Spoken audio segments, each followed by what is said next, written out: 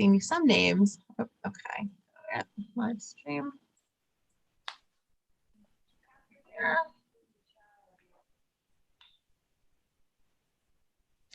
I see it. I see it on YouTube. Good, we're on YouTube. Welcome. Hello, hello. Welcome. Come on in. Is that better? Okay. Working out some technical issues here. Okay. Oh, and the closed captioning, Alex, you need to turn that on. It's on. Okay, cool. Is it? I see it. Oh, okay, yeah, show transfer. Okay, good.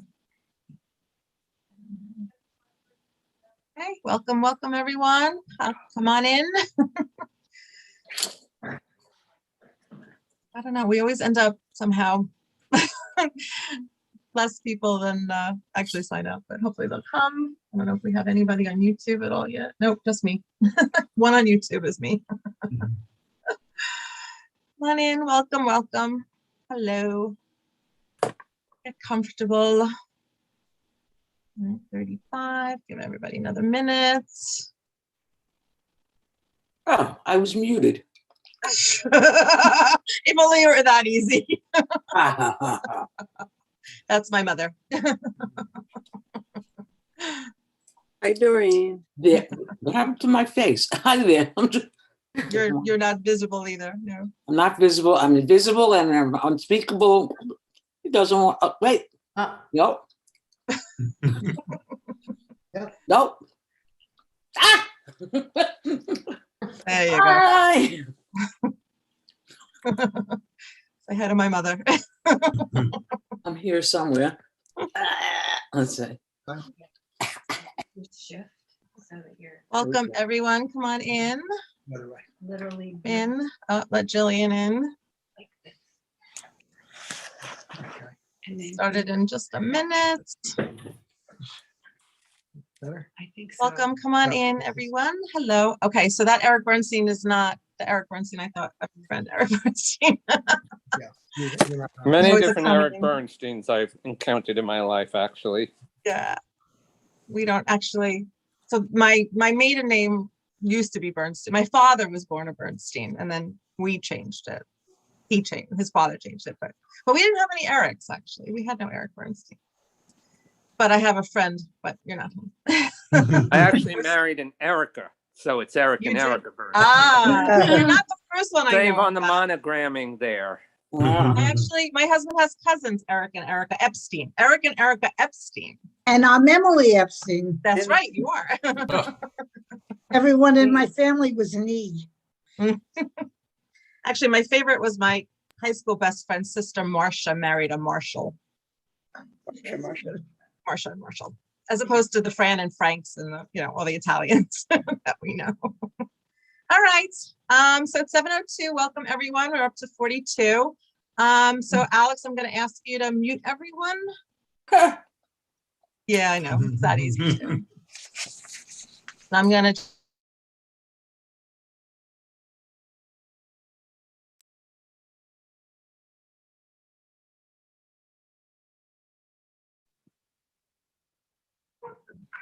Now I have to be unmuted. Okay.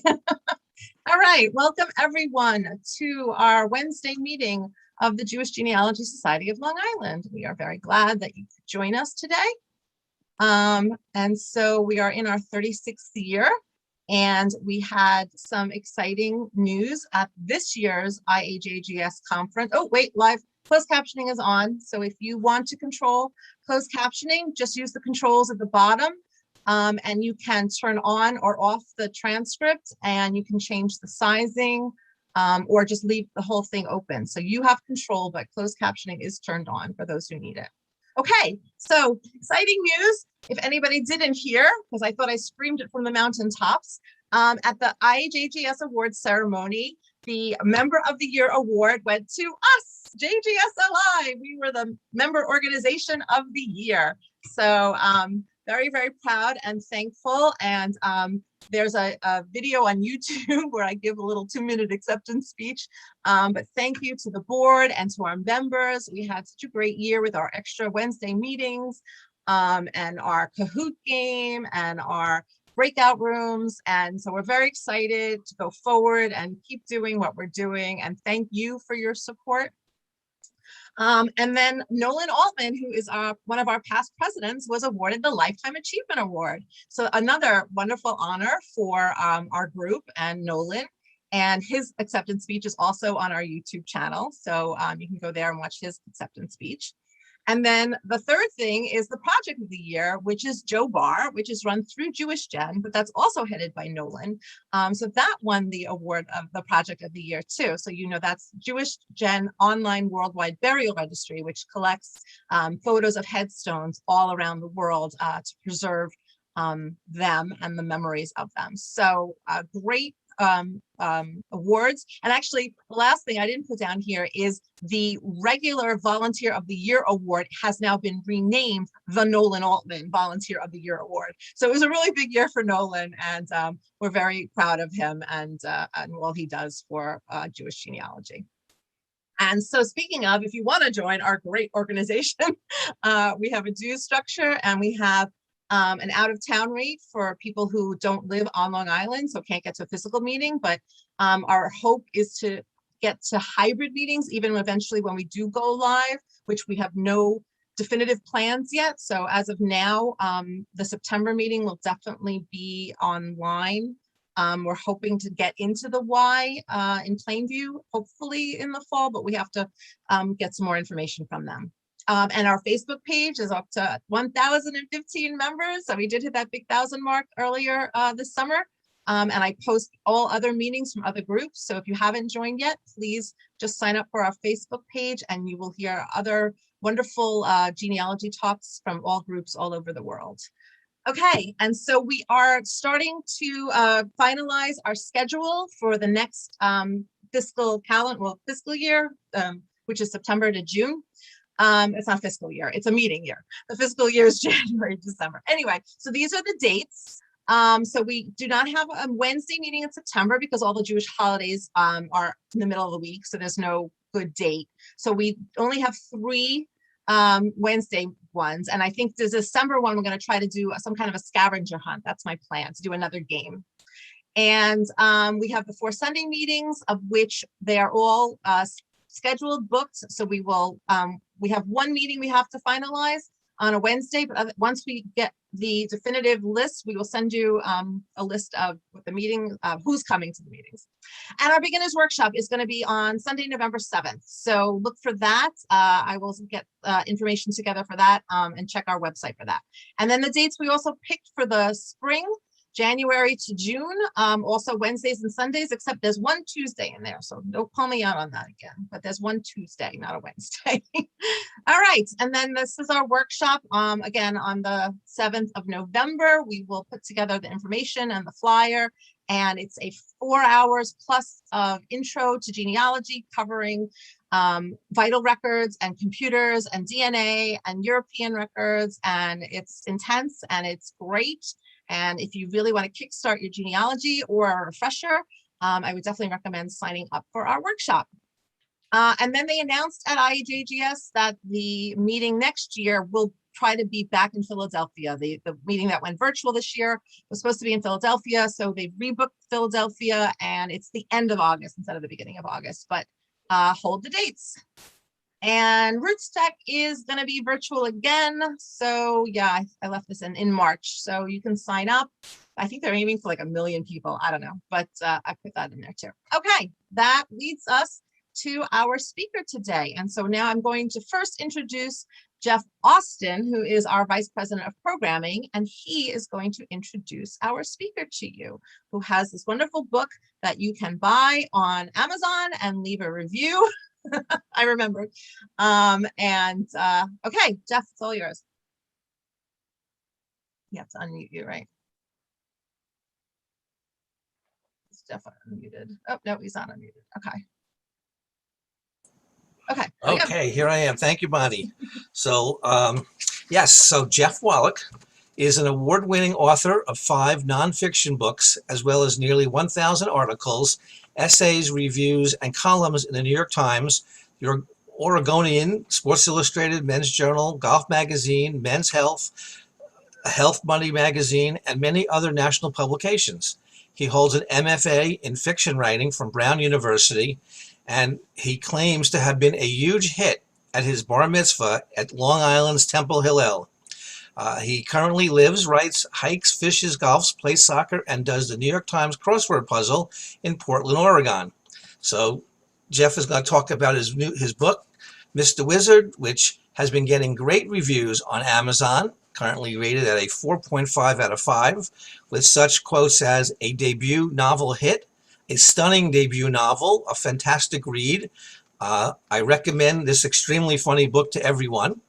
And it follows Philip and Spencer Elliott, 2 Jewish brothers on Long Island, who learned via DNA testing that their supposed father is not who they thought.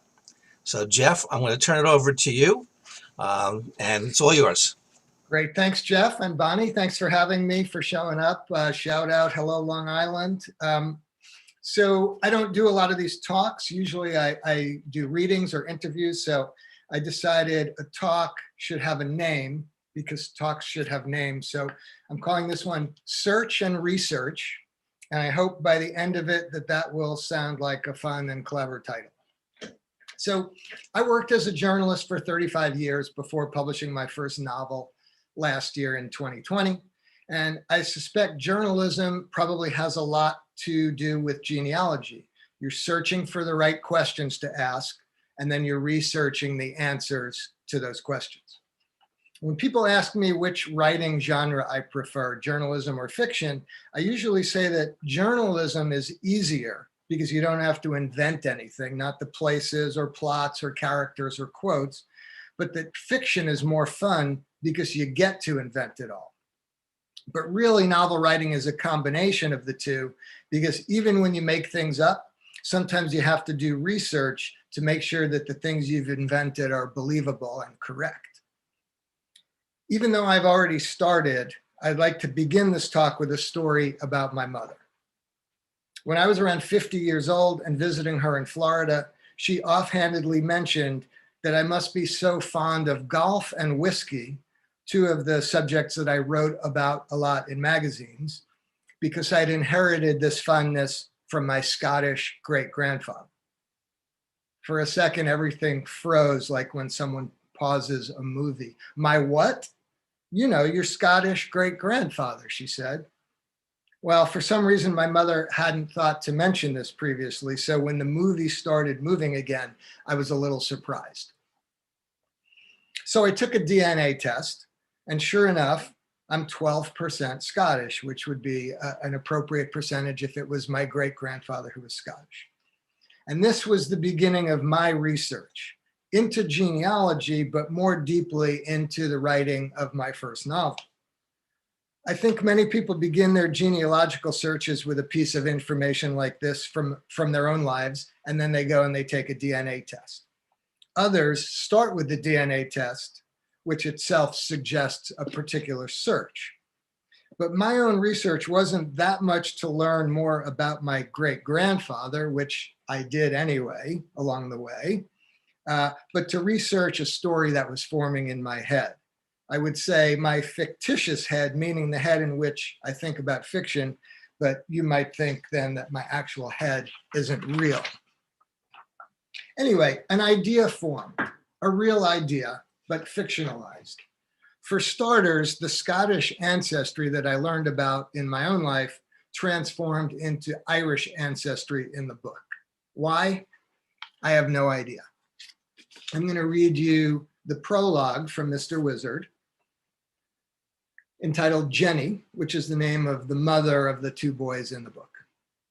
There's some bad language, so prepare yourself.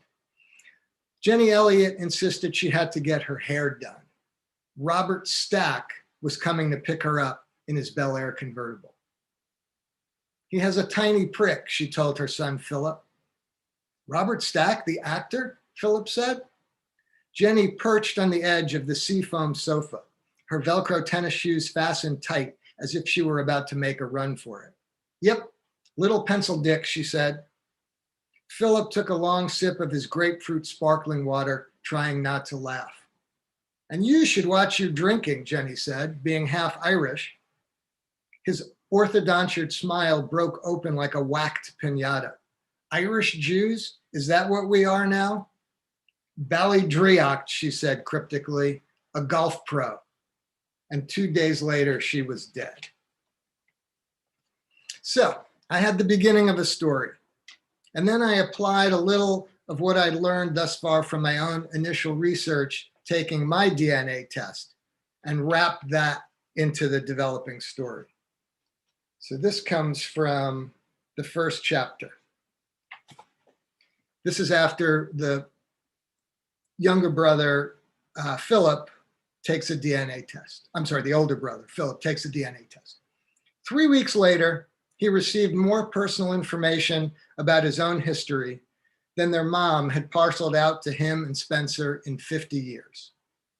Philip found comfort in the charts and graphs and percentages, the links that revealed the coded structure of his own chemistry, whether he was likely to contract colon cancer or live past 90, what his chances were of being a carrier of autosomal polycystic kidney disease, despite not having either gene variant, what percentage of Neanderthal ancestry he possessed, the probability that he'd develop age-related macular degeneration, his odds for getting Parkinson's, celiac, or Canavan diseases, if he was a candidate for hereditary thrombophilia or hereditary fructose intolerance, the likelihood of his coming down with Nijmegen breakdown syndrome, or if he might be the rare person to suffer from photic sneeze reflex, and on, decoding the mysteries, focusing on what was undeniably, quantifiably real. The test indicated that Philip was 46% Ashkenazi Jew, but also identified a strong Northern European gene strain. 40% of his DNA originated in the British Isles.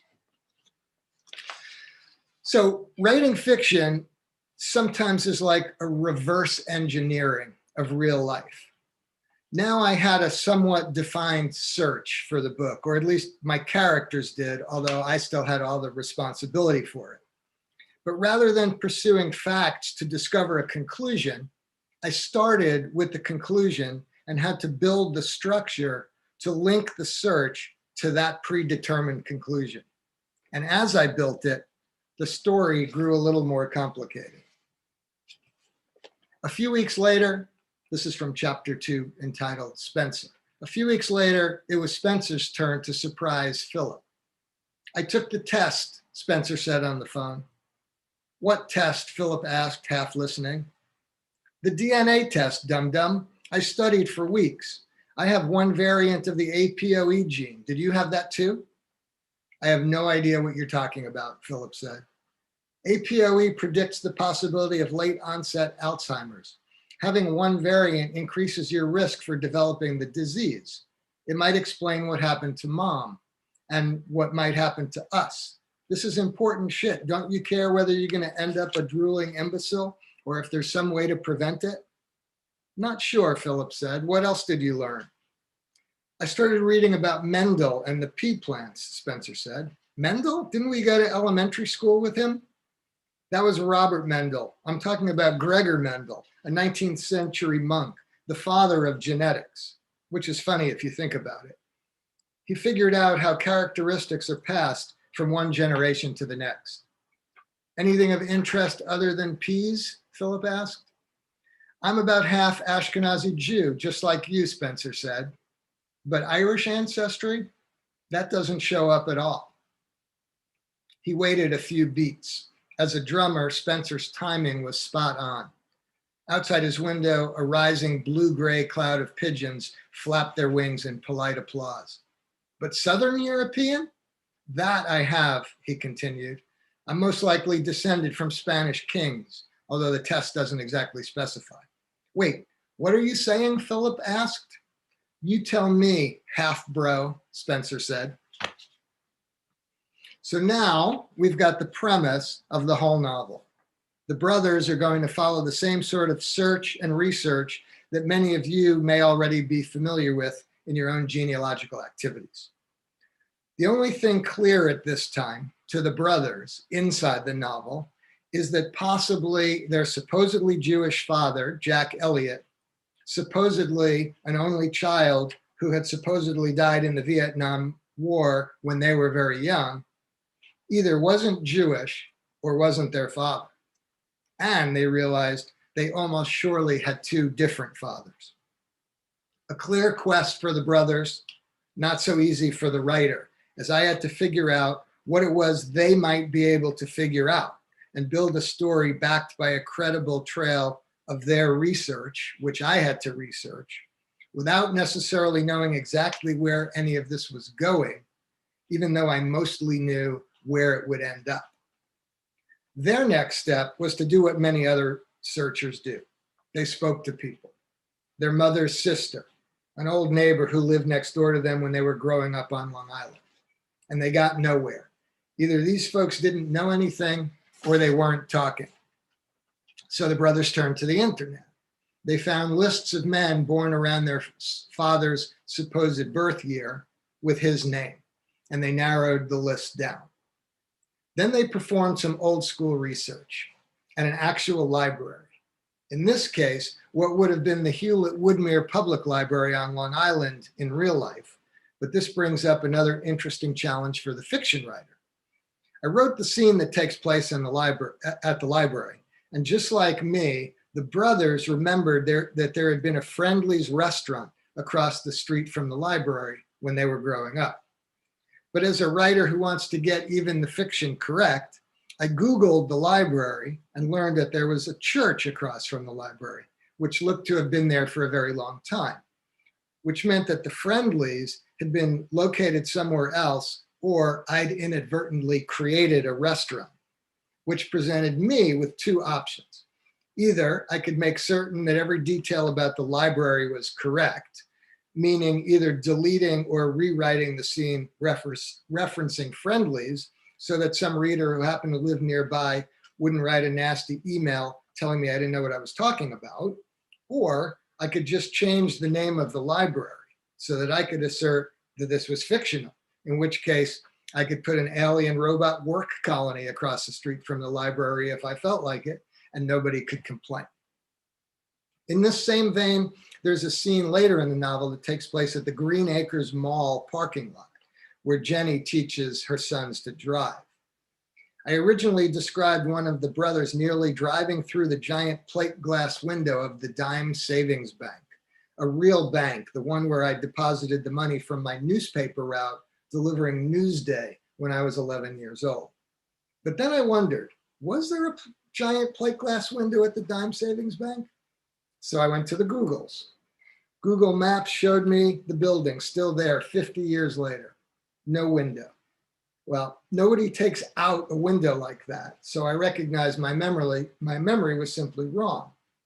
This time, I just changed the description of the bank, performing the hard work of removing the window myself, since I'd installed it in the first place, because I wanted to talk about the Steak Pub and the House of Chang and the Pagoda Head Shop and other places that were really at the Green Acres Mall and make this believable and fun for readers who knew the places I was referencing. But that's an aside. And by the way, asides are often intrinsic in fiction writing, as you can follow them, sometimes for days, to things that have no relation to what you're trying to learn about. And then somehow these things make it into the book just because you think they're cool. Some years ago, I attended a talk about the creative process by the writer Anthony Doerr, who wrote All the Light We Cannot See. He showed all sorts of clever slides about research and how the mind works, and charts and graphs. And then a slide popped up depicting a coatimundi, or ringtail cat. And he related how he came across a reference to the animal by accident while researching his book, and went down a 3-day rabbit hole reading about the coatimundi before he remembered his purpose and went back to his real research. I don't think the coatimundi ever appeared in his book, which is also an aside, so you can see what I mean about asides. So back to the story of Philip and Spencer. At the library, they find Jack Elliott's obituary in the Nassau Chronicle, an old local newspaper that might sound a lot like the old Nassau Herald, which was the actual local paper when I was growing up on Long Island. But since I didn't want to misrepresent the publication, and because I had some very specific info I needed the boys to find in the newspaper that might not have ever been included in the Nassau Herald, I changed the name of the paper. In the Nassau Chronicle, the boys find the obituary of Jack Elliott, the man they'd always been led to believe was their father. The obituary mentions a number of siblings they didn't know that Jack Elliott had. So they go to visit his gravesite in nearby Rockville Center and then track down one of those siblings. Jack's sister, their aunt, except that he's not really their father, then she's not really their aunt. Although in this case, that turns out to not be entirely true. She convinces them that Jack Elliott couldn't possibly be their father because he would have been overseas in Vietnam when they were conceived. So that answers one important question for the boys, but raises so many others, such as, now what? Which is when the real search and the real research begins, for the brothers, that is, which means the writer's work only gets more complicated.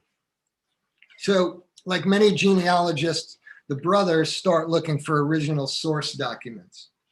And this is a short scene from when Philip goes to their dead mother's house to start looking through her things to see if she left any clues to this father riddle.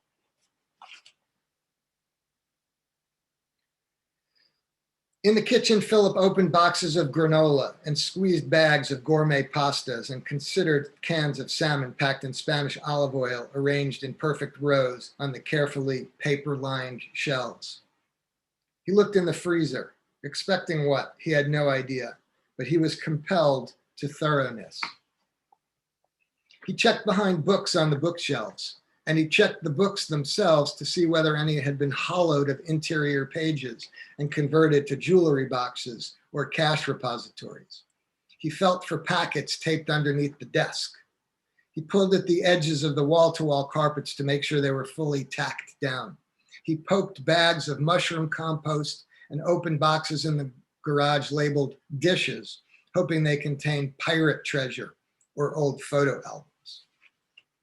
Philip considered 2 cardboard file boxes filled with phone bills.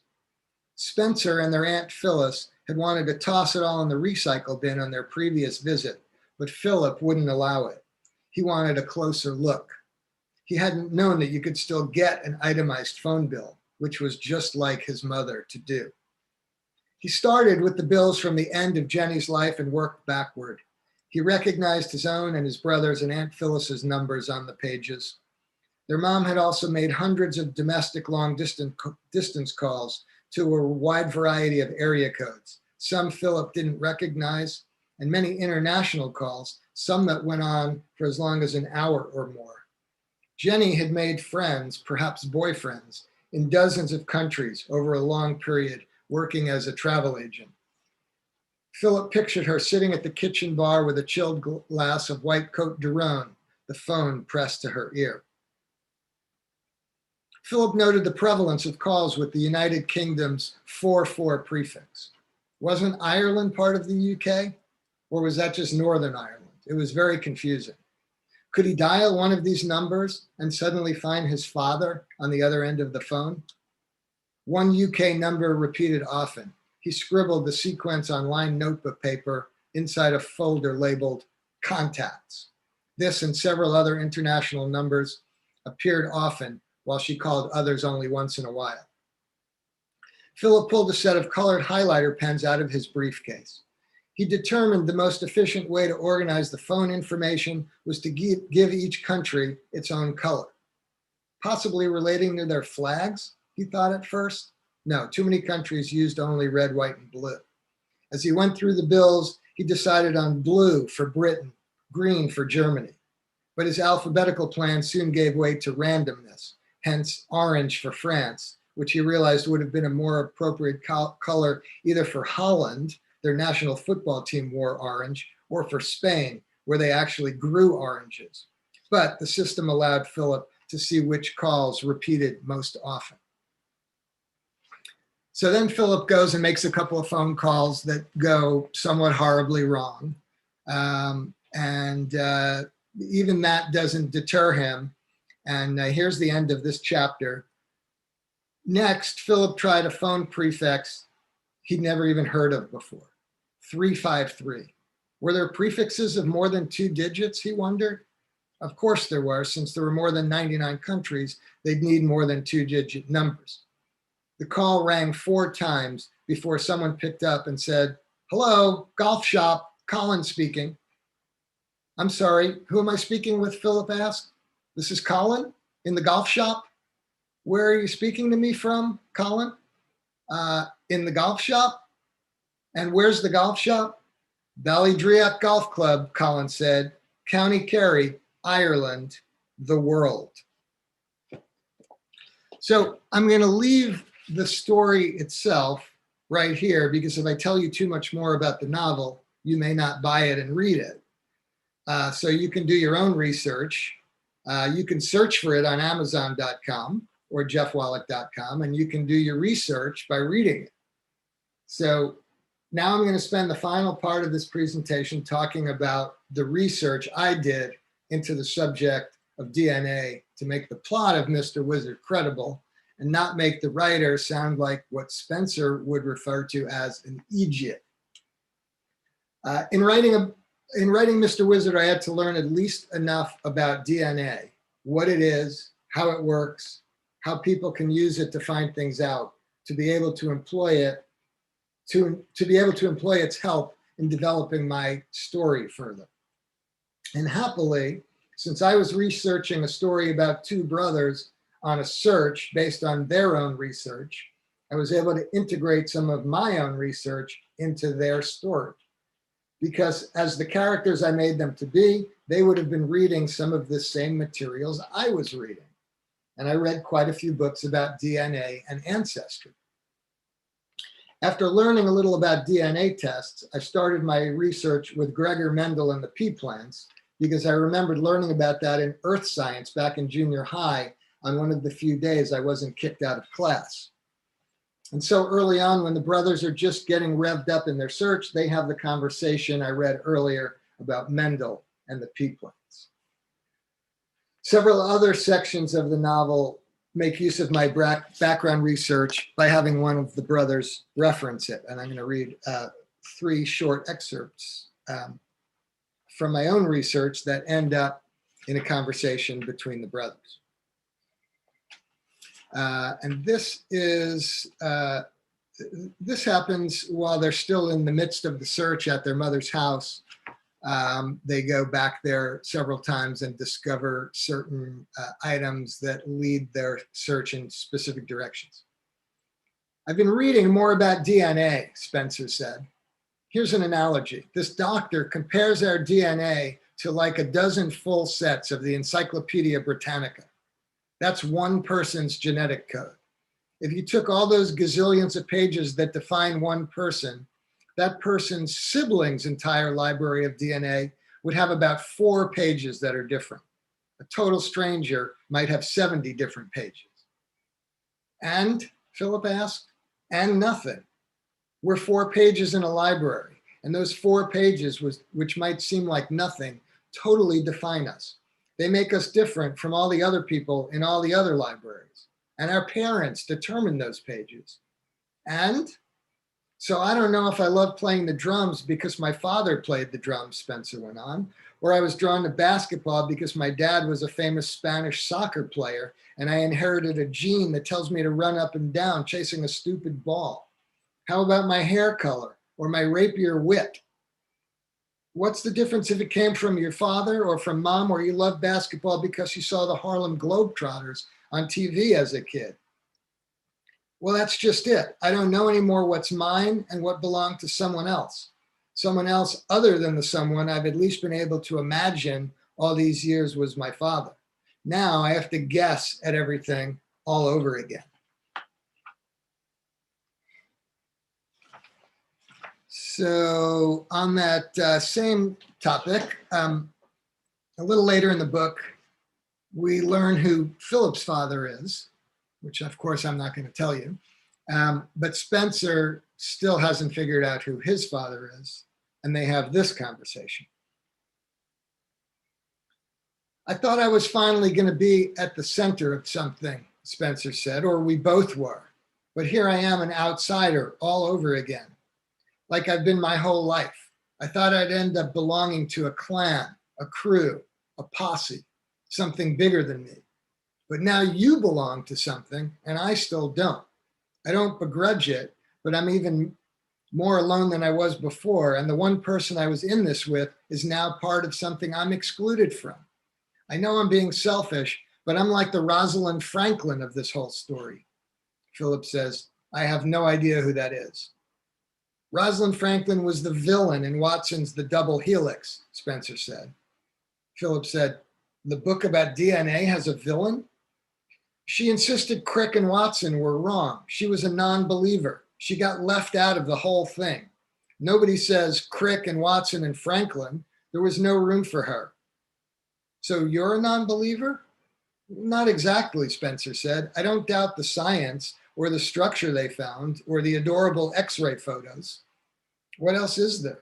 That's the thing. We don't know what else, but whatever it is, I'm being left out. I'm going to read you one more short excerpt towards the very end of the book.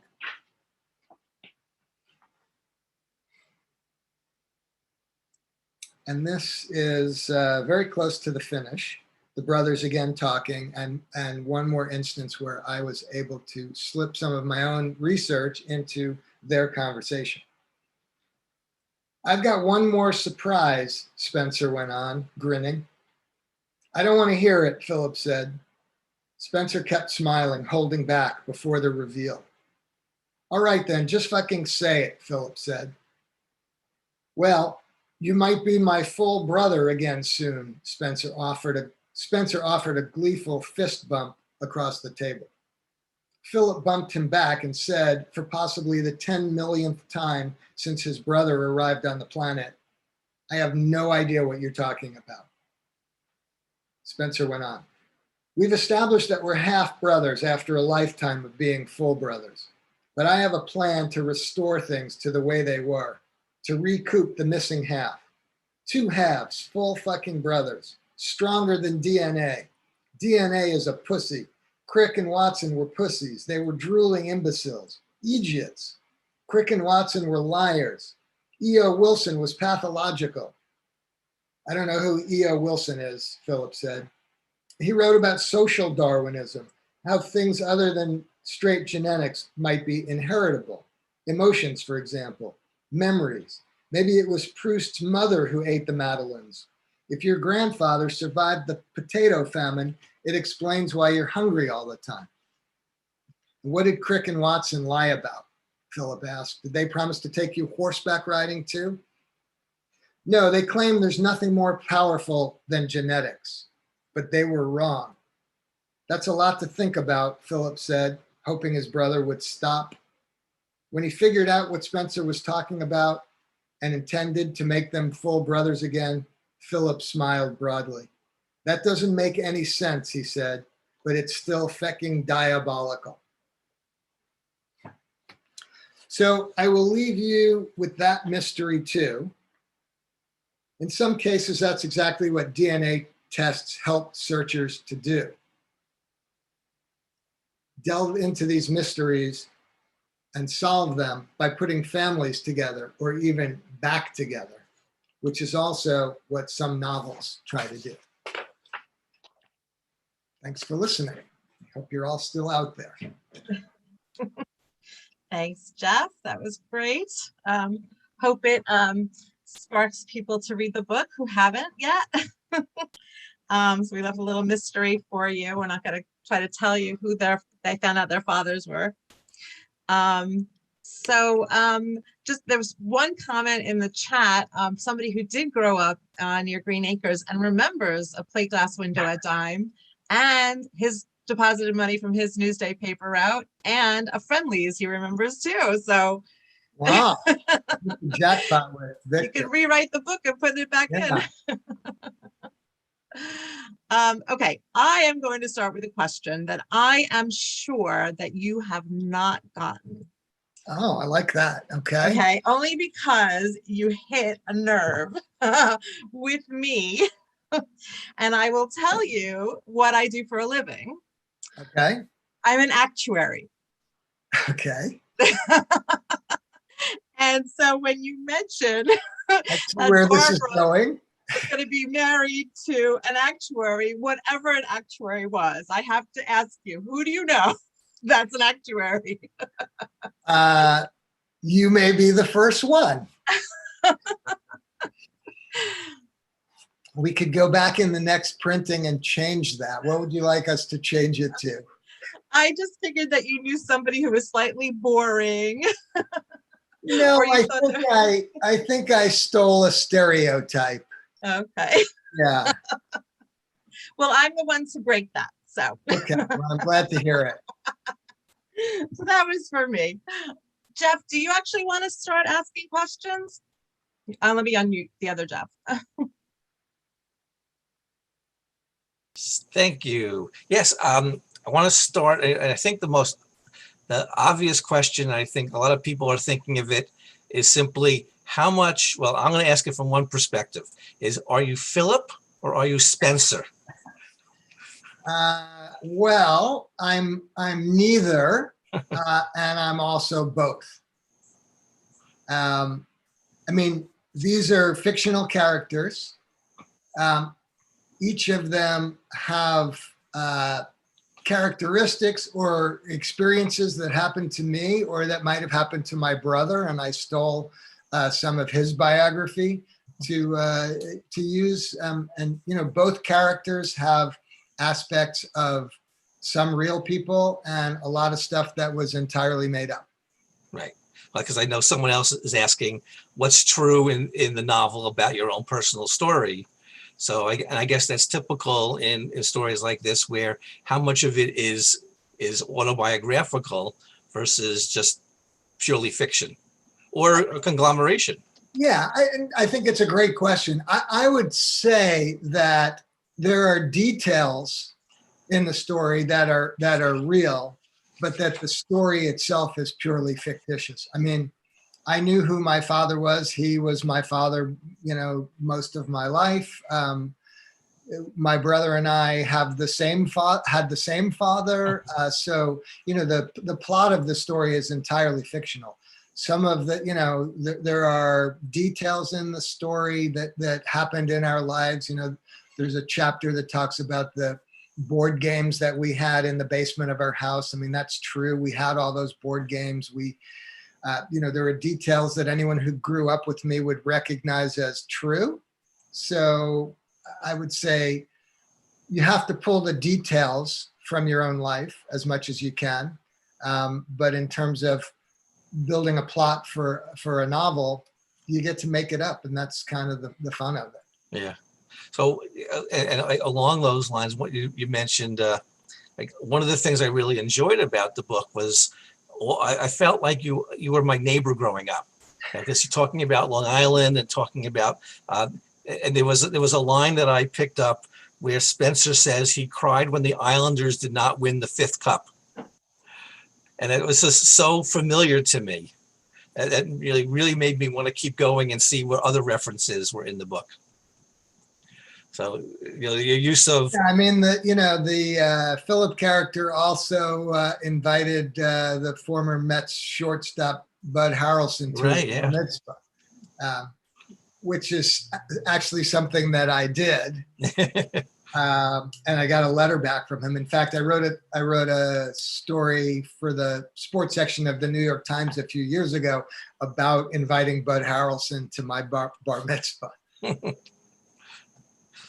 And my cousin babysat for his kids.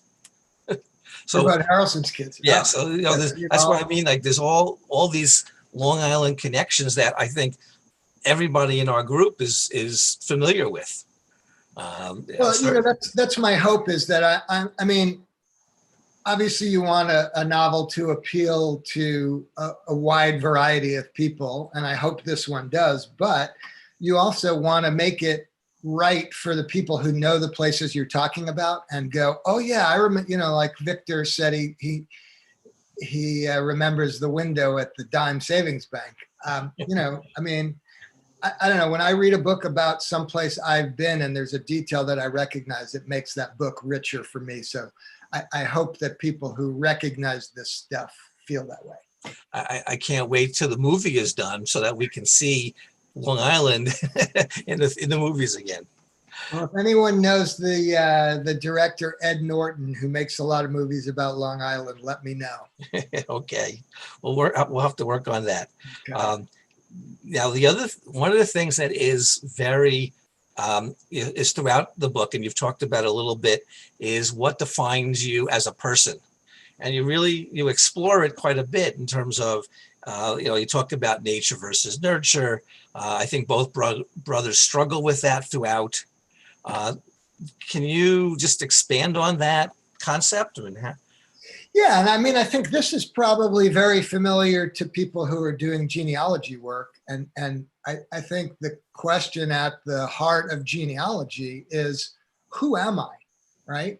And so you're looking for these connections to people and places that define who you are as a person. And so, I mean, I think you can define yourself without these things based on your life experience or the way you were raised, but having this connection, seeing the ship manifest from where your grandfather came over from Poland and you see his name on that document. I mean, those are very real things that I think deeply influence who we are. And so I think obviously it's a combination of these things, but I also am interested. I'm just finishing the sequel to the novel, and the next book is about the effect of place on and how it determines who we are. And I think that's another factor, is where do you live? Where have you traveled to? What are the places that are important to you in a life? That those also are very strong determinants of who we are as people. Right. Yeah. I just, I love the, exploring those different themes and how there was, I think even after Philip found his father, that he still, I think, struggled even more so in terms of coming to grips with who he was. Well, it was a bit of a surprise to him. So Yeah. it took some getting used to.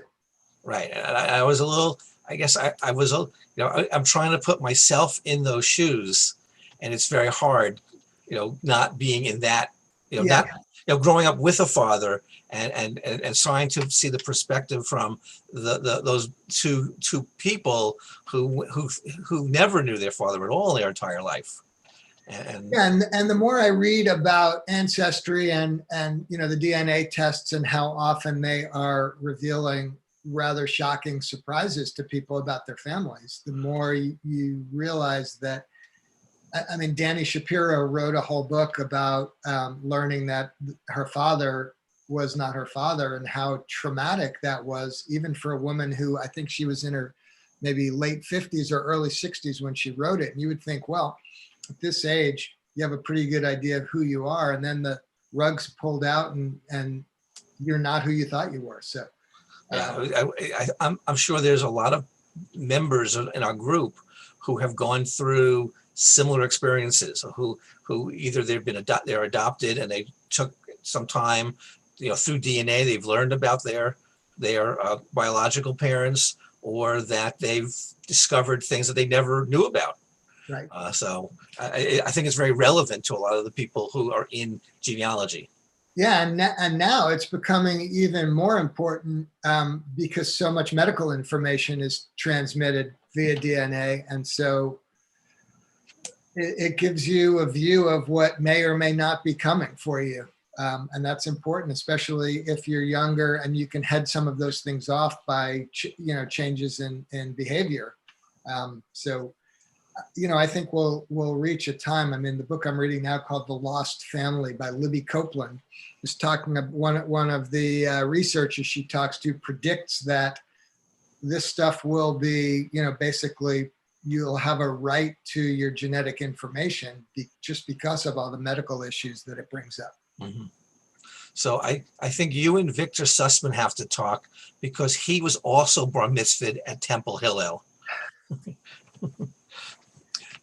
So He was bar mitzvahed in 1962, and I was born in 1960. So you probably you missed it. Victor led the charge a few years before me. But there are two scenes in the book about bar mitzvahs, which are, I mean, to me, are rather comical, and they're both made up. But We do have some people just asking a little bit more about some of the research. So Sherry Bobish asked, can you tell us more about your genealogical journey after you learned about your great-grandfather? Did you do any further research on that? I didn't do a lot. I did a little bit. What I learned was that, so when my mother told me the story, my ancestry was Scottish, not Irish. And I did find that my great-grandfather was a policeman in New York City. He died when he was 34 years old. And, you know, when I was going through my mother's house, when she was moving out of her house, I found, I think it was a hat pin that police used to put, you know, wear in their hats that identified their, you know, their registration number or something like that, and a shield, and was able to pass these on to my nephew, who would have been his great-great-grandson, who's also a police officer. And so that had great meaning for my nephew to know that his great-great-grandfather had also been a policeman. And he did a little bit of research and discovered that he resigned from the force, and that was the last that we knew of him. And so, you know, there's some conjecture. Did he resign because maybe he knew he was sick and he was dying at age 34? But previously we thought maybe he was killed in the line of duty. So that's basically as far as I got. But to me, the thing I needed to know was whether this Scottish ancestry was true. And for the book, I didn't really need any more deeper information for the characters' ancestors than I had already found. But I don't know if I'm done pursuing that or not. And maybe some of your members will be able to advise me on where to go next. Well, we already have someone saying you could request your great-grandfather's shield if it's not being used by someone else. Oh, okay. It's just an interesting project, perhaps. I do have a Scottish genealogist. I emceed his talk, Michael Tobias, and so we do have contacts in Scotland. He might be mad at me that I made the ancestors Irish in the book. Yeah. Did you feel like that was an easier approach, or maybe you felt more comfortable with Irish ancestry or Ireland, or you wanted to play golf in Ireland? You know, having written about golf as part of my journalism career and going to both Ireland and Scotland, you know, quite a few times, I think, you know, the Scottish tend to be funny in a much drier, more reserved way, and the Irish are funny in a very boisterous way. And I thought that the boisterousness would make for better characters than the quieter Scots. And so, yeah, sometimes we don't know. Well, that is sort of one of my questions. Is the process of writing is because I think you talked about having the conclusion and sort of working your way back. Did the story develop as you wrote it, or did you have it like fully outlined in your head when you started? No, I mean, I had some of it. I knew from page one that the father's not the father. Right. And the father of at least one of the boys is going to turn out to be Irish. I'm not giving too much away that I haven't already given away. But I didn't know who the father of the other brother was until about the third draft of the book. And that comes as a rather big shock, Really? I hope to readers as well. And, it seemed so obvious to me when I figured it out because I had already set it up without realizing that I had set it up. And so the process of writing is really, it's phenomenal in the sense that it can tell you things about the thing you're working on that you didn't even know. Right. Well, I just find that as you write and you say, oh, well, I think I know based on what I just wrote, the next thing is now evolving that I didn't really think about prior to that. Yep. So someone asked a question, how long did you research before starting your writing? That's a good question. I think, since this book went through probably 12 drafts, I'm not sure that I did much more than the DNA test when I started, but I was reading all the way through. And so, I probably read half a dozen books by the time I finished the first draft. So by the time I went back to do some revising, I already knew more stuff that had to go in there. Yeah. Okay. But I'm still reading books about this now because I find the whole subject so interesting, Sure. as I'm sure all of you do. Well, yes, one of our reasons for being, Right. all that research. Someone's asked, are you doing a Zoom meeting with the Genealogy Society of Ireland? Not at this point, but I would love to. And if for a moment of self-promotion here, if any of your members have connections to other groups that would like to hear me rattle on for a half hour, I love to do this. It's the way that a book succeeds, is that it finds an audience, like a secret audience. And one of my hopes has been that, among all the audiences, Jewish people, Irish people, golfers, Right. that people who are into genealogy would find this of interest. And I've tried to reach out to some of the big websites, and they're more focused on serious research than they are on fiction. And so it's been kind of a mismatch for most of them, but I would love to do the presentation or talk about the stuff to other groups like yours. So if anyone has any connections, I would welcome the contact. Sure. Okay. Well, certainly people can make suggestions in the chat box, or contact you directly, I guess. Yeah. There's one of my questions, and you talk about it quite a bit in the book, is the concept of misdirection. Yes. And can you, it's used often. So how does this apply in the book? Well, okay. So the book, probably 10 or 15 years ago, I wrote a short story which featured the card trick, Mr. Wizard, which became the centerpiece of this book. And the key to that card trick is misdirection, like with a lot of card tricks or magic tricks, and so as that became a metaphor for the book, it became the sort of way that the mother, Jenny, interacted with the world. Her life was based on misdirection. Mm-hmm. And she taught the boys this card trick as if she was trying to pass on this very important life skill, because it was crucial to her in not letting the boys know that Jack Elliott wasn't their father. She created this myth. She felt it was for the best for them to grow up this way. And so her whole life was about misdirecting the boys away from asking questions about this particular subject. And so when she teaches them the card trick, it's kind of a metaphor for the life skill that's been most important to her in her whole life. Because I kept wanting to asking, when is Mr. Wizard going to show up? Well, wait until the Book sequel. And okay. You'll learn a little more about Mr. Wizard and the card trick. Okay. So another thing that is I loved. I mean, I loved all the characters, but I think Spencer was particularly interesting. And Spencer has a unique taste, a take on society.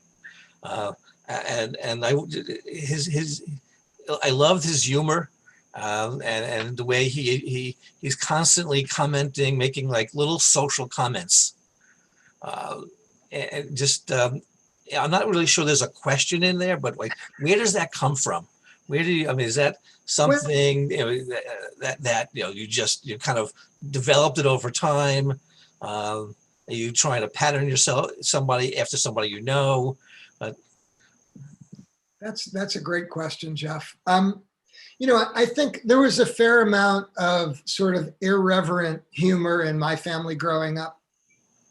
So it may have a basis in that. But the thing about Spencer is, he's an injured person in some ways, right? He's got this hole at the center of his life, having grown up without a father. Mhm. Nobody to take him to Little League, to the Cub Scouts, whatever. All the other kids in the neighborhood had fathers, and he didn't have a father. And so I think his way of dealing with this is by being, irreverently funny and making fun of other things. It's a way of disguising his wound.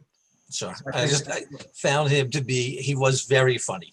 A lot of people really enjoyed, I know reading some of the comments, how people enjoyed that the humor that was in the I book. know. I wish I was as funny as he is.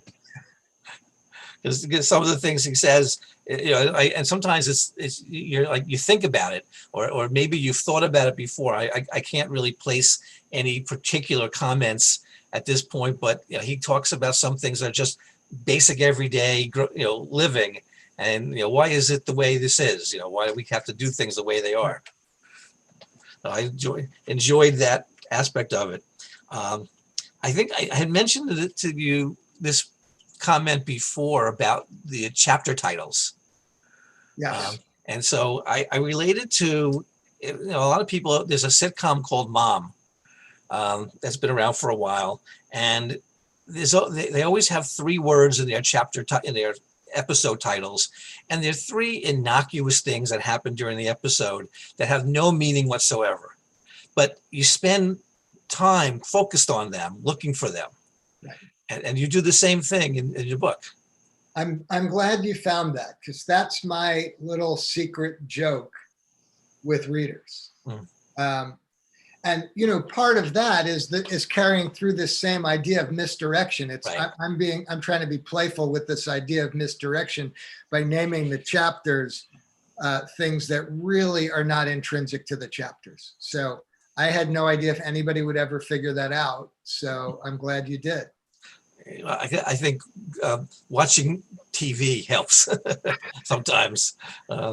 It's an education, but yeah, I would read. I'd see the headline, the chapter title, and I go, okay, now my job is to find where that headline appears in that section, in that chapter. Right, and they started out very informational. In other words, the first few chapters are named after major characters. Right. And then it's as if the writer got drunker and drunker while he was going through, and they make less and less sense as the book goes on. Yeah, and it adds another sense of fun to, like you said. I think it was just I like the way you said it's your own joke with the reader, Right. almost like an inside joke. So let's talk a little bit about the big reveal.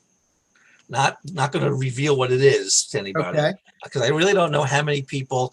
What we don't know is how many people read the book, so it won't be a surprise, and how many people are encouraged to read the book through this conversation. But I get the sense that you left a variety of clues throughout the book, such as Spencer's DNA test results, or his bar mitzvah. So were there other things that, now is that on purpose for one, and are there other things perhaps that would have taken you in that direction? That's so hard to answer because, like I said, I did not know what the answer to that one was going to be. And so I think one or two of the clues were in there almost accidentally. Yeah. And then I felt maybe I needed to add another one or two intentionally so that at least there was enough there. You know, what they say about like a mystery is that the answer to the mystery should be surprising and at the same time inevitable. Yes. Yes. I think that was like when it happened, I said, oh yeah, of course. But Right. up until then, I would never have thought it. Right. So it's a great surprise, but yet it's one that you almost saw coming. So there's another question on the chat I see. It says, did you think about using common DNA autosomal family relationships as a way to establish the parentage of the two boys? And if not, why not? Okay. Now we're getting. You're in a genealogy group now, you know? Yeah, maybe slightly more technical than my limited abilities could answer. So I'll offer a cop-out answer, which maybe will satisfy, which is I could make the claim that the brothers did what occurred to them to do, and that since I don't know specifically what Mark's referring to in the question, the brothers didn't either. Well, right. You could have pursued the DNA path to find cousins and other Right. relationships.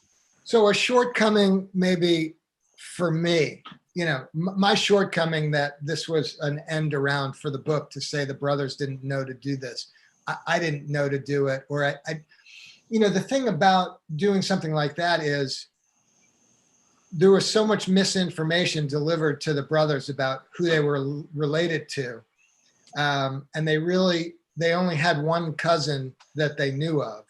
So there weren't a lot of people that they could call on to take the test. Yeah, So right. Maybe that's a better answer. It makes me sound smarter. I don't know.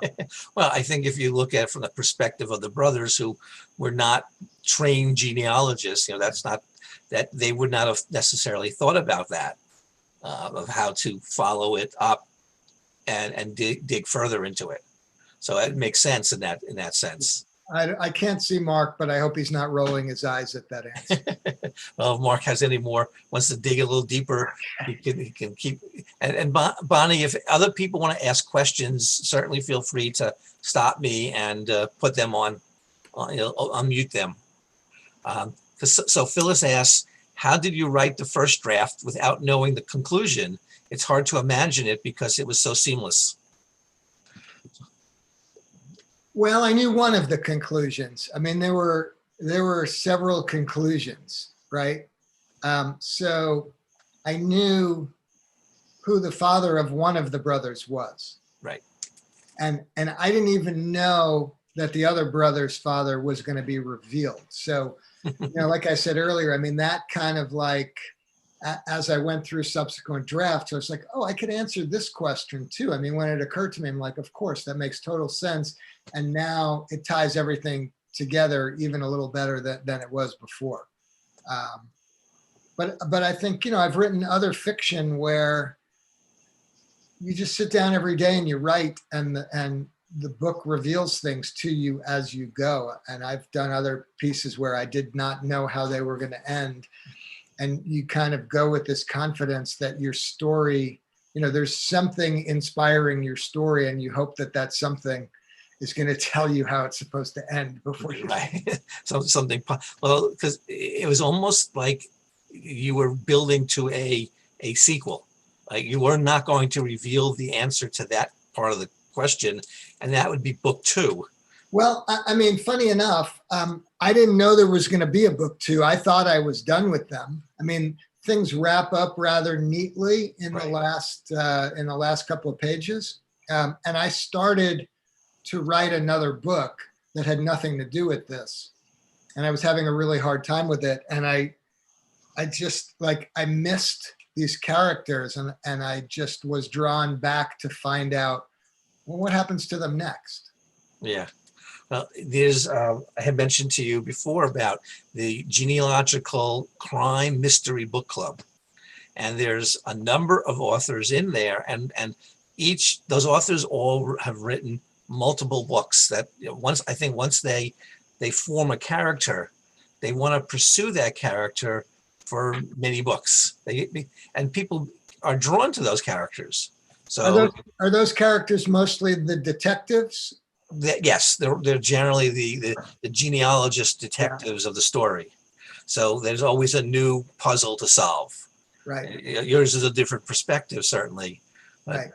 So which kind of leads me to one of the questions I had asked you previously: is Spencer happy, or is he? I think he's happy, and I think he's also happy being unhappy. Okay. You know, he takes some pleasure in the more challenging parts of his life. I mean, not that, you know, in the overall scheme, the brothers have it pretty good, right? Right. I mean, this is a difficult thing to have to face in your life, not knowing your lineage, but as other things go, they've made their money, they're comfortable, they have pretty good lives, they can do what they want. So, but I think that's a really good question. I think in some ways Spencer might be more happy than Philip. I think so. Philip is a little, you know, he's more tightly wired. Yeah. And Spencer's a little more easygoing. And you don't really, I don't think you resolves Philip totally. I mean, he seems to have settled down a little bit. I mean, he's found, he's reconnected, I think, but he doesn't seem to be as resolved and concluded as Spencer is. Well, there's some good things ahead for him. Okay. We don't want to spoil the next chapter. And I don't want to tell you something and then in the next draft. Right. You know, It doesn't help. I do have one. So one of the things I find from my perspective that I found odd is that the brothers, they're 50, between 50 and 60 years old, and they know so little about their background, about their mother, about their father or their supposed father, except, the picture on the mantle. And I just find that to be so strange. I can't really have a hard time relating to that. And that while Philip seemed curious early on, they never really pursued it. No, because their mother was so adamant in withholding almost any information she had. She never even talked about her own brother who died when she was very young, which was one of the forming experiences of her own life. I think, like a lot of families, if there's pain, you hide it.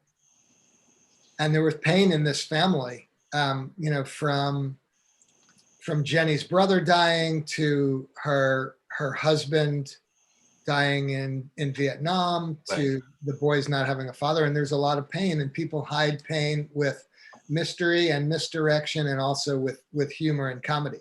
So I think, the boys from an early age, it was clear to them that she was not going to give them any information.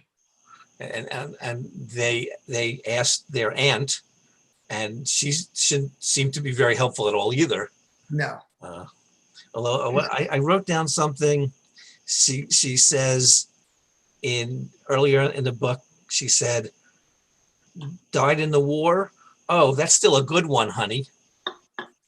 In answer to one of their inquiries. Right, which is a parceling out of some information. I mean, she obviously knows what happened. Right, and so many people know that. That's why I find. And she resents her sister, and always has. And so this is kind of, even though her sister is recently dead, this is kind of a jab at undoing this myth that her sister spent her whole life protecting. And other, so many, well, I guess not so many, but a few people in the family knew what was going on. And no one, I mean, it was a secret that was kept for 50 years. Right. And no one gave up. Now, I imagine that, while I can't relate to that in my family, although every so often, my mother will drop a line and go, did you know that we had cousins in Cuba? And I go, oh, that's news. I imagine that many people in our group may relate better to that, who have come from families where they just don't know. So I wonder if anybody else has a comment regarding that, and where you are in a family where you struggle to get information from your relatives or there's no one to ask. So that's an interesting thing, different perspectives on that. I have one thing, and I'm not sure whether this was inadvertent or it was meant to mislead. There's clues about Jack Elliott, because there's very little about that. They do find his obituary. They find out that he has an Irish family, but there's a line from chapter 17. They're relating an incident at Kellerman's. Okay. And they say, Jack was a dishwasher, not like the soft, rich Jewish boys, first time dating a goy. Now sounds like a giveaway, it's late in the book, certainly. But and I forget who says that. I think it was, I think one of the boys was relating a story that they had heard from their mother at that point. So does that, at that point you would say, well, that kind of reveals a little bit about Jack Elliott. Well, right. We already know a little bit about him, right? That we know that he's Irish, that he wasn't Jewish. Right. We learned that he had siblings. So now we get a little look at how they met, because she didn't just make this person up. She had a relationship with this person. He was a real person. Who was a real person who just happened to go away to Southeast Asia and never come back. Yeah. But you will see him again in the next book. Okay. You keep dropping a little more and more hints. Well, so this is interesting to me because I'm a first-time novelist here. And I wrote the book, and over the span of 2 years, by the time I had gone through all the revisions and felt like it was done. And if I had been a younger man when I wrote this book, I suspect maybe there wouldn't have been a sequel, but the stuff I have been working on recently would have been in the first book. Okay. In other words, I would have integrated it more. When you're 60 and your first novel's coming out, you're in a little bit more of a hurry to get something out there in the world and establish that this is something you're going to do. So now I'm backfilling some of the information that might have been integrated into a larger first novel. And it's kind of fun because you're going to get to know all these characters back in the 60s when they were actually doing all the things that are just kind of referred to as backstory. It's interesting. Yeah, you do. You see that a lot, I guess, in shows where they go back in. You start with a basic show, you get your reader or your viewer drawn in, and then that allows you to go back and build those characters over time. Yeah, it's like in Godfather 2, when we go back and now Robert De Niro is Don Corleone as a young man on the streets of New York coming up. It's something like that. Could that have been in the first movie? I don't know. Did they know they were going to do that when they made the first one? I don't know, but it's the same sort of thing. Now you get a backstory. What's the creation story behind this character that we don't see until he's an old man? Yeah. Interesting. it'll be interesting. I'd like to turn it back to Bonnie and see if there are other people in the group who may have questions or comments. Yeah, Victor's got a question. Here's Victor from Hewlett. Jeff, hi, from one Hillelite to another. Nice to meet you. You too. Yeah, I do have a question a little about your research. When you talked about Green Acres and all the restaurants and the Dime Savings Bank and the Hewlett Woodmere Library, those were my stomping grounds during my boyhood there. And you said you Googled some of the information, but I'm trying to find out something about my father and his business. He had a printing business in Valley Stream on Franklin Avenue, North Valley Stream, which my brother and I have inherited. And the original building that he had has been torn down and made into like a little strip mall. And I was trying to find information and pictures of that old building, and I kind of hit a brick wall. I'm curious as to where else you may have researched to get information about Green Acres or Valley Stream and so forth. I wonder if something like the building department in the town would have had, there might be architectural plans, there might be photos, newspapers when the building opened might have had a story about, a new building is opening. One, because I'm 3,000 miles away, and two, because I'm lazy. Most of my research is on the internet.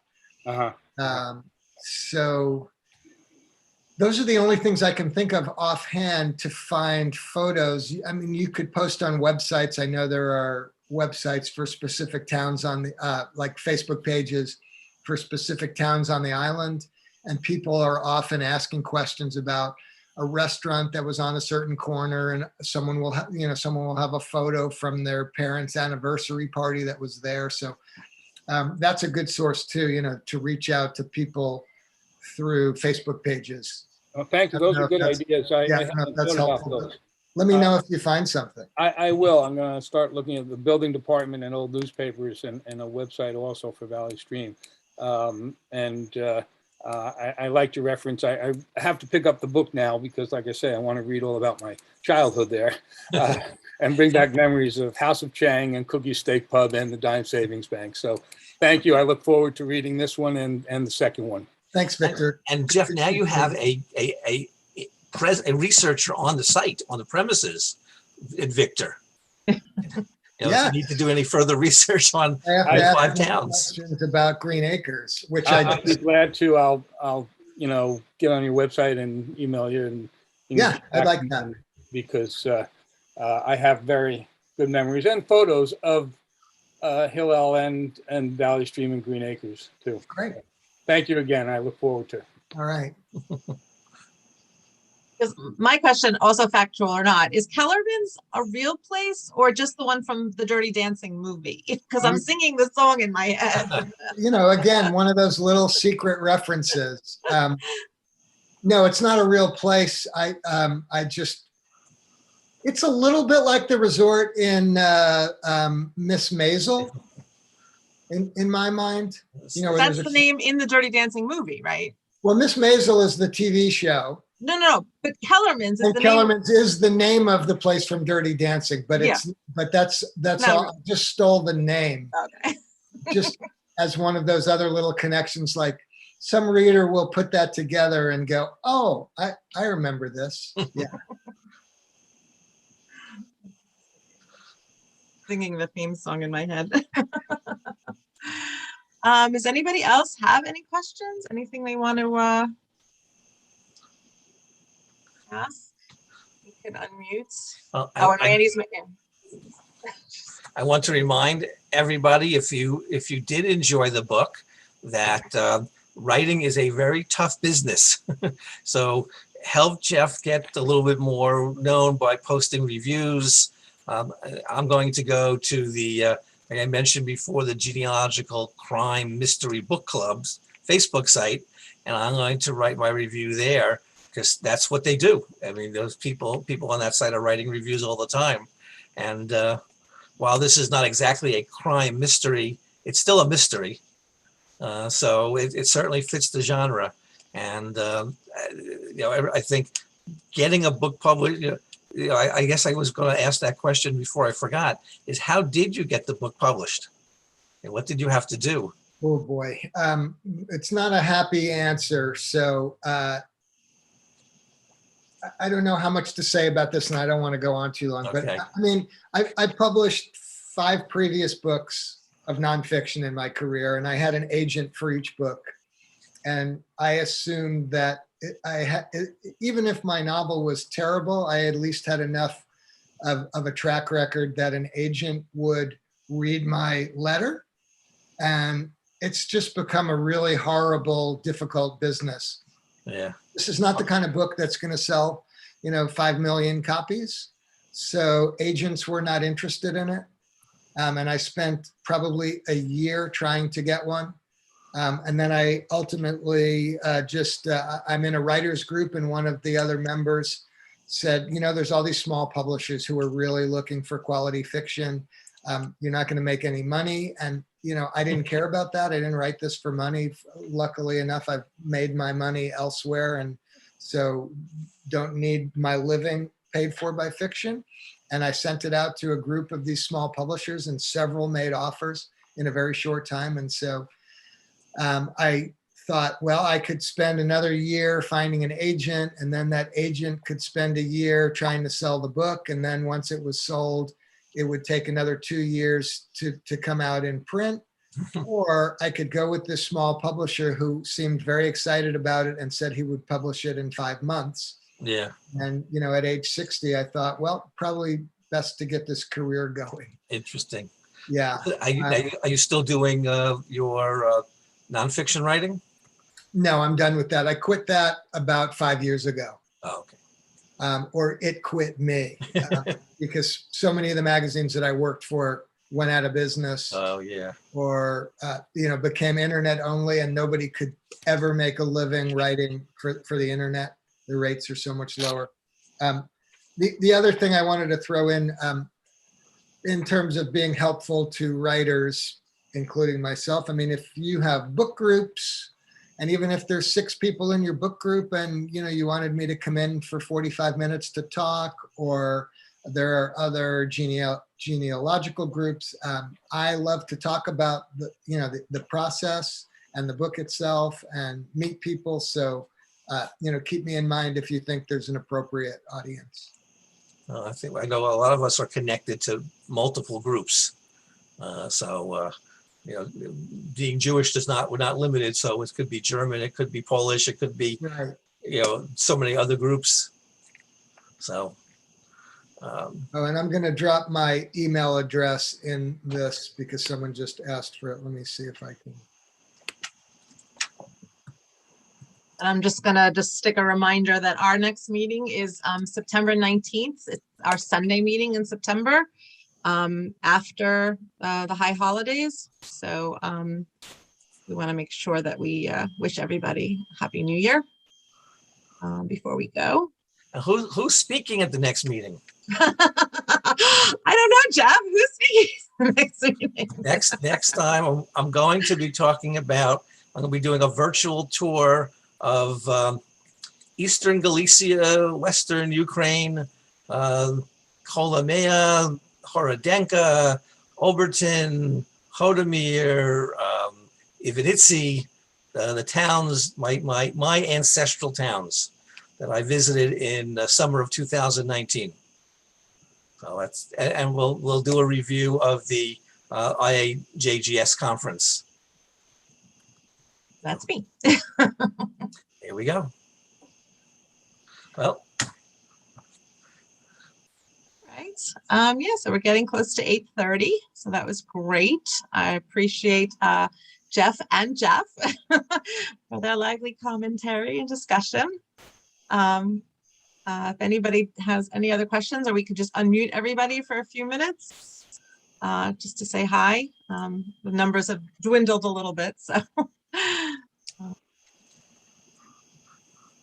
Alex, can we just unmute everybody or?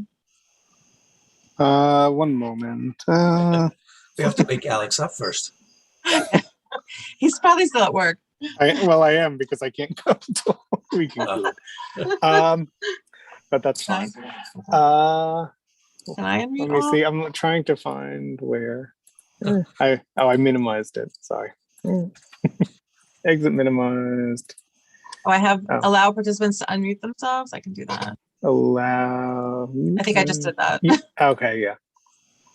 And so I called the Mid-Island Y again this week and got the same answer I've gotten is no answer. Still trying to reach a person there to tell me if they're doing anything. I've left a half dozen messages. Yeah, you have to email them. Okay, so we have not. So we really don't know. So we're going to do next month. Will still be virtual, and then October we have Lara Diamond talking about, I guess, Russia records, and so we're hoping that we can be live in person and hybrid, but we don't really know yet. I just wanted to say to Jeff Wallach that I didn't want to participate in conversation because I read the book. So I was afraid to say anything that would be, bring someone to get information they shouldn't. But I did laugh. I will say that even within the realm of the story, there were parts that did make me enjoy the work. And although I didn't live South Shore, I certainly knew enough about it to enjoy that part of it. And Green Acres. So I did read it. I thought that was something we needed to do before we heard it tonight. Well, Yeah. not everyone does their homework. I think I read a joke or two to my husband too. Like, read this joke. I guess some of us are more like Philip than Spencer. Right. Well said.